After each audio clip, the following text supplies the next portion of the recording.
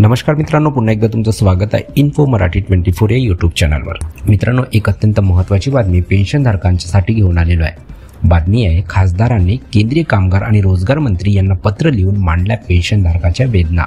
मित्रांनो, नेमकं काय आहे या बातमीमध्ये नक्की बघूया। पण त्याआधी जर तुम्ही आपल्या चॅनलवर नवीन असाल तर चॅनलला सबस्क्राइब करून बाजूला दिलेल्या बेल आयकॉनला नक्की क्लिक करा। व्हिडिओ जर कामाचा आणि महत्त्वाचा वाटला तर व्हिडिओला लाईक करून आपल्या मित्रपरिवारासोबत नक्की शेअर करा। आणि हो मित्रांनो, व्हिडिओला शेवटपर्यंत नक्की बघा, जेणेकरून तुमच्याकडून कोणतीही माहिती सुटणार नाही। मित्रांनो, कर्मचारी पेन्शन योजनेअंतर्गत म्हणजे EPS 95 अंतर्गत लाखो पेन्शनधारकांच्या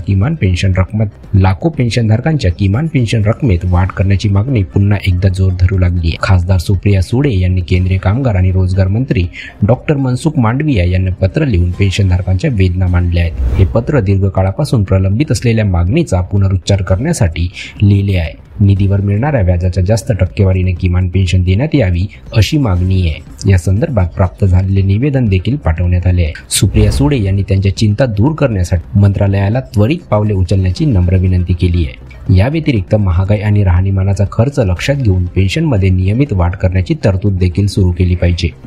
पेन्शनधारक असित चौधरी म्हणाले, जर विरोधी पक्षाच्या खासदारांनी सरकारकडे त्यांची पेन्शन कमी करून आम्हाला किमान पेन्शन देण्याची मागणी केली तर हे योग्य पाऊल असू शकते। पेन्शनर सनत रावल म्हणाले, EPS 95 पेन्शनधारक ज्येष्ठ नागरिकांसाठी किमान पेन्शन वाढवण्यासाठी प्रतिनिधित्व केल्याबद्दल खासदार सुप्रिया सुळे यांचे खूप खूप आभार। शुभेच्छा, NSC चिरंजीव हो। मनोतोष डे लिहितात की अशा अनोख्या भारतात सर्व काही शक्य आहे। मांजरीला घंटा कोण बांधणार? आपल्या हुकुमशाही देशात काहीही सकारात्मक अपेक्षा करू नका। EPS 95 पेन्शनधारकांनी CPSU 31 वर्षे ऑफिसर ग्रेडमध्ये सेवा दिली आहे। दरमहा 1260 रुपये नाममात्र पेन्शन रक्कम मिळत आहे, असे ते बोलले।